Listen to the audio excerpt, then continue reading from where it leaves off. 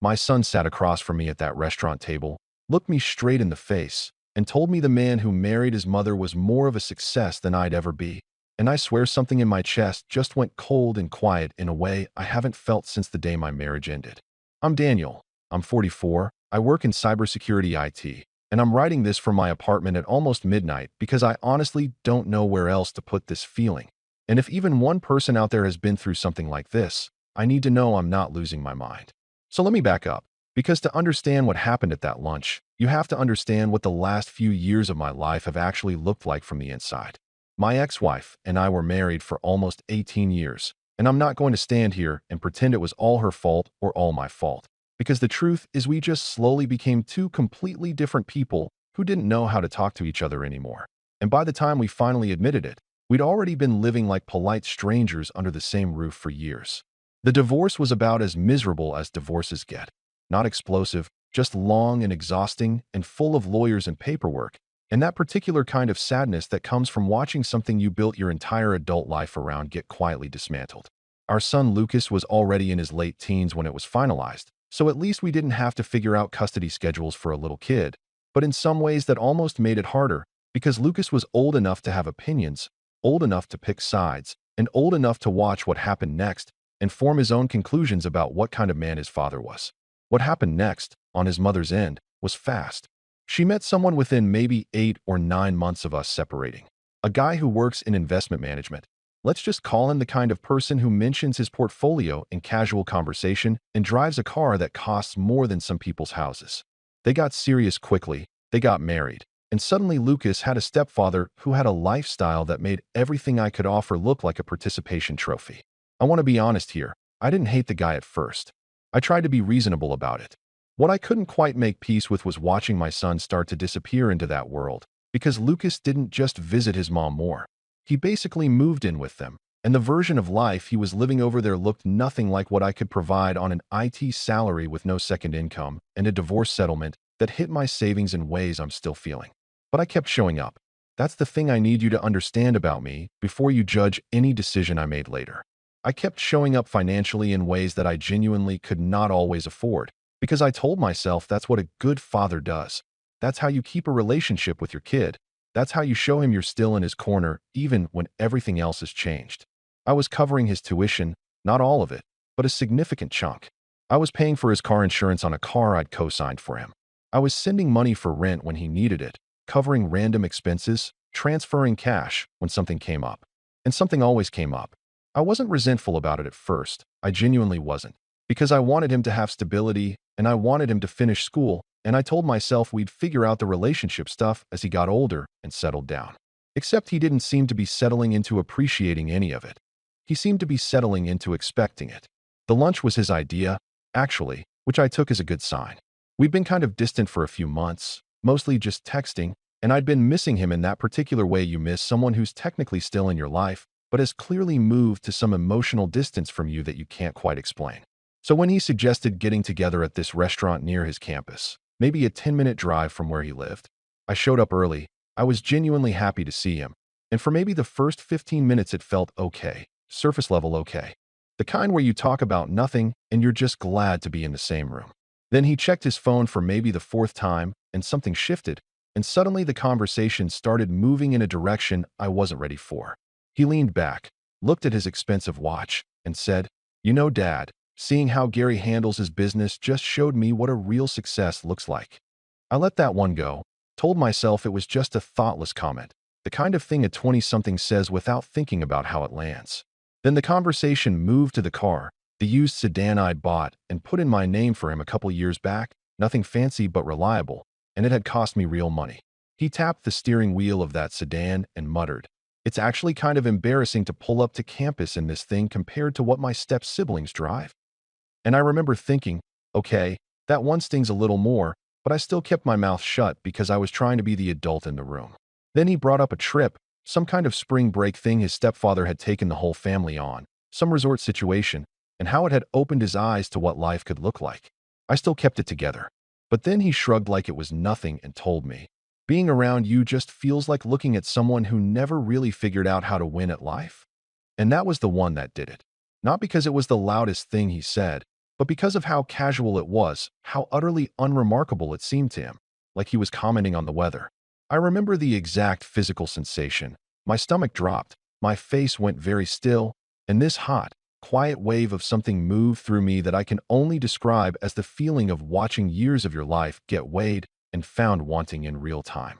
I thought about the tuition payments. I thought about the insurance premiums. I thought about the times I'd skip things I wanted to do or buy for myself because I was making sure his life was funded and functional. And I just put my credit card on the table to pay for his steak and said, "I think I've heard enough for today, Lucas." And that was it.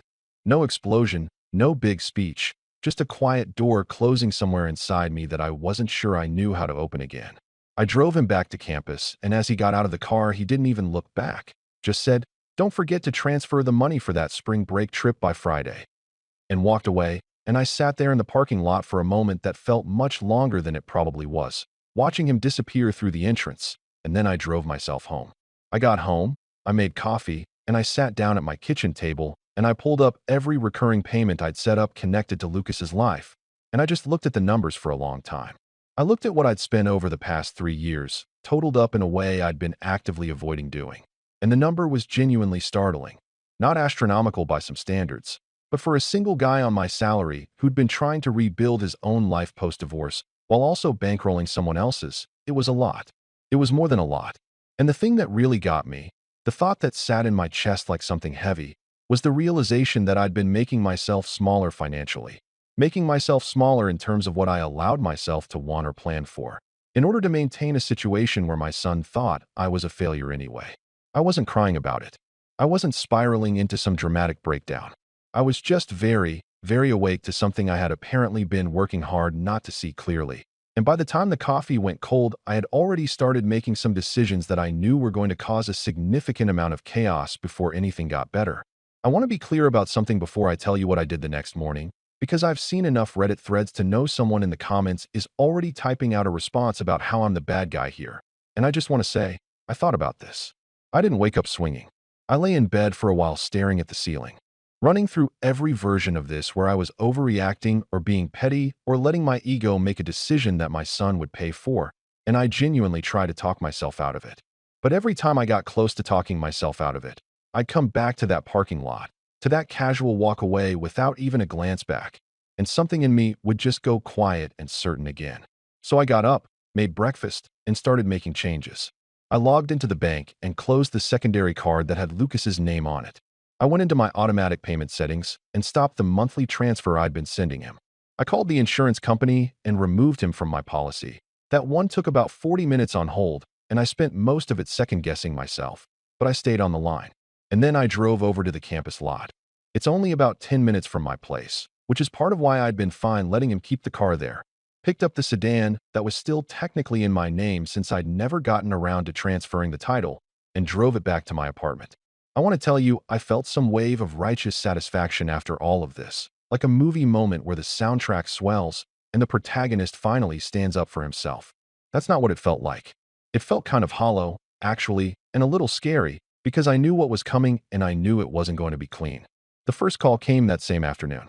Lucas couldn't find the car and his card wasn't working at the campus bookstore, and his voice had that specific edge in it that I recognized from his teenage years. Not quite panic, not quite anger, somewhere in between, like he was trying to stay cool while his brain was catching up to the situation. I told him the card was closed and I had the car, and I kept it short because I didn't want to get pulled into a long back and forth where I'd either get talked out of it or say something I'd regret. And honestly, I think the shortness of that conversation scared him more than a big argument would have. He called back twice more that evening, and the second time his voice had shifted from confused to something harder. He said, "So that's it? You're just going to pull everything because you're mad about one conversation?" And I told him I wasn't mad, that I was just done making arrangements that clearly weren't appreciated, and I ended the call before either of us could escalate it further. Then his mother called. I actually answered that one.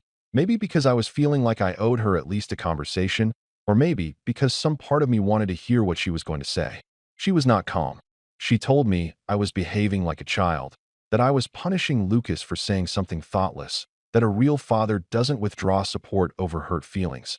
And then she said, "You're going to damage your relationship with him permanently over your ego."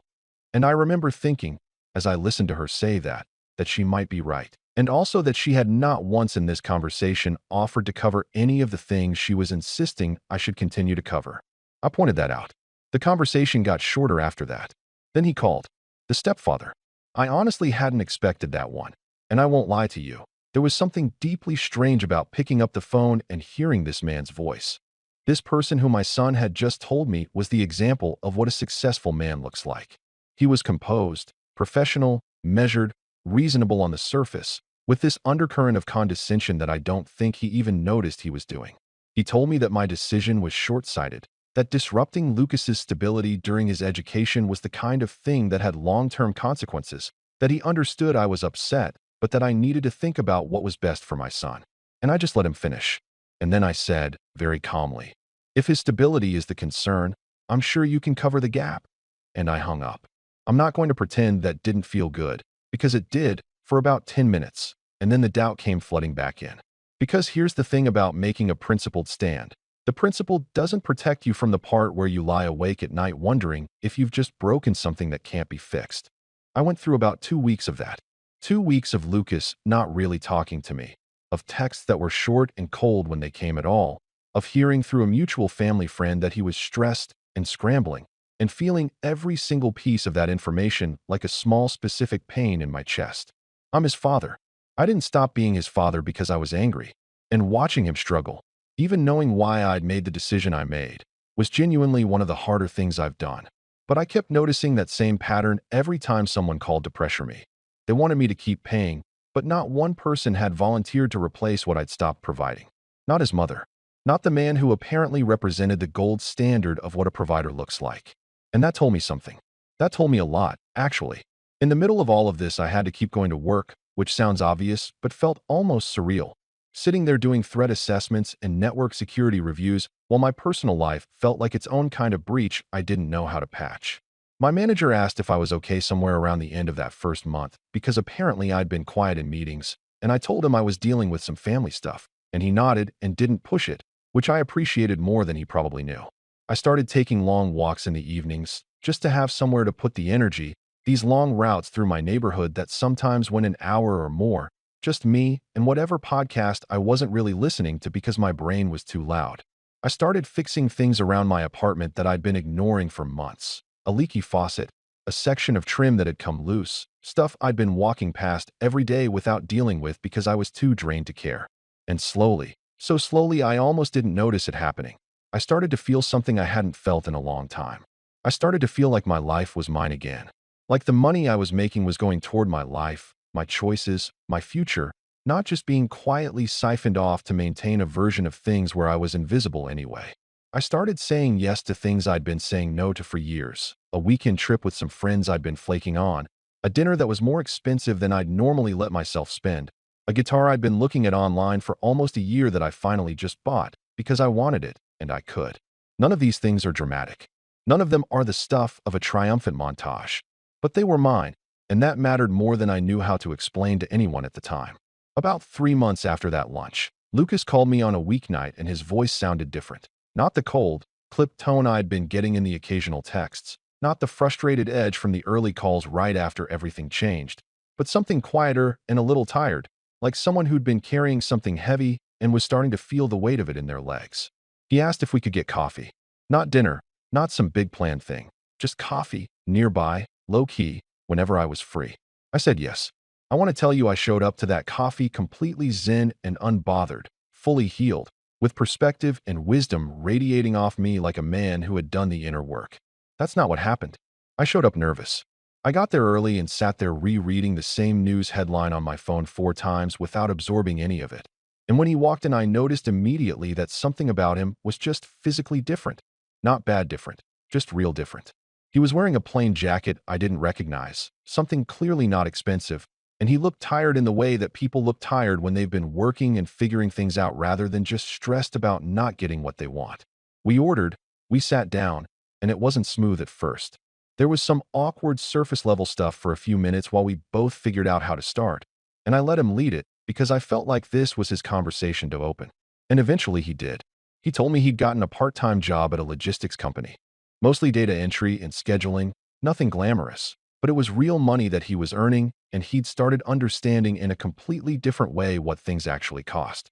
He said it almost like a confession, like he was admitting to something embarrassing, and I didn't say, "I told you so."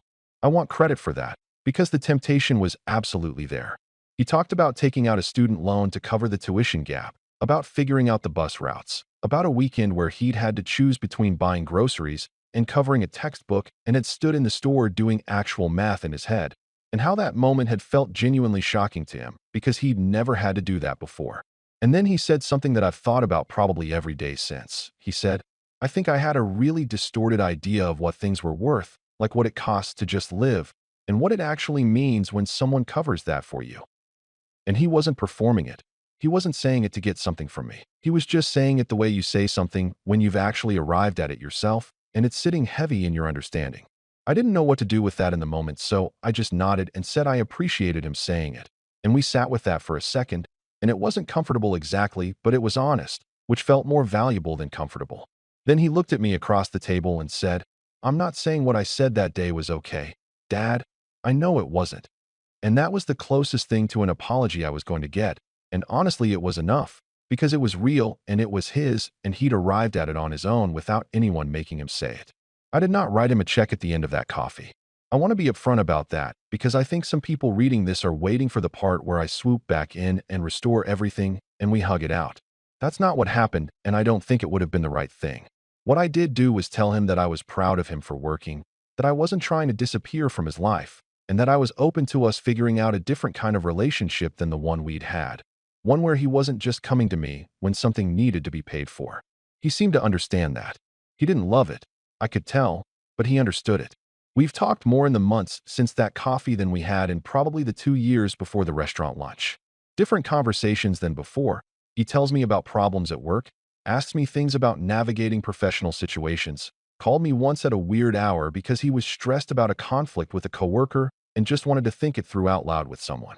That call meant more to me than I could really explain without sounding dramatic about it. That was him calling me because he wanted to talk to me, not because something needed to be paid. And that difference is enormous in a way that I don't think I could have articulated before all of this happened. My own life has kept moving in ways I didn't fully anticipate when I made those changes back in my kitchen that morning. The new project at work turned into a bigger opportunity than I expected. I got pulled into a contract with a client that required some travel, nothing crazy, but a few trips that got me out of my apartment and my routines and reminded me that the world is bigger than the particular set of problems I'd been marinating in. I met someone through a mutual friend at a gathering I almost didn't go to, and we've been seeing each other for a few months now. And I'm not going to jinx it by making big statements, but I will say that being around someone who sees me as a whole person and not as a financial resource is something I'd apparently forgotten was possible. I've kept up the evening walks, kept tinkering with things around the apartment, picked the guitar back up after about 15 years of it sitting in a case, and those small private things have started to feel like evidence of a life that actually belongs to me. I'm not going to sit here and tell you the stepfather was wrong about everything.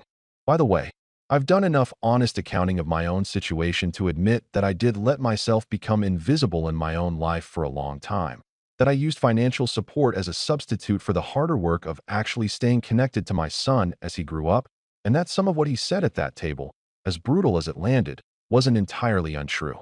I wasn't operating at my full capacity. I was coasting on a version of fatherhood that was mostly transactional and calling it love. That's on me too. But there's a difference between honest self-reflection and accepting that the only value you have to the people in your life is what you can pay for. And somewhere in those months of chaos and doubt and late-night walks, I figured out where that line was for me. So here I am, posting this at almost midnight, same apartment, different version of myself living in it. Lucas and I are getting dinner next week. Actual dinner, his idea. He mentioned a place he'd been wanting to try. I don't know exactly who we're going to be to each other going forward, but I think it's going to be something real. And I guess what I want to ask the people who've read this far is exactly what I can't stop turning over in my own head. Does a hard line sometimes do what a soft conversation never could? Or did I just get lucky that it didn't blow up worse than it did? And is there even a way to know the difference from where I'm standing? Sometimes you have to reach a breaking point to realize you're not just a wallet, but a person with your own life. What's striking here isn't the conflict itself, but how the author chose to stop and simply choose himself without waiting for anyone's approval. It seems that when financial obligations disappear, it becomes clear what truly connects people. Daniel, you were honest with both yourself and your son. The most important thing now is to give your new relationship time, without trying to fill the gaps with money, but simply being there as a father. Do you think Daniel had any other way to get through to his son? And how would you answer his question? Does a hard line really work better than 100 soft conversations?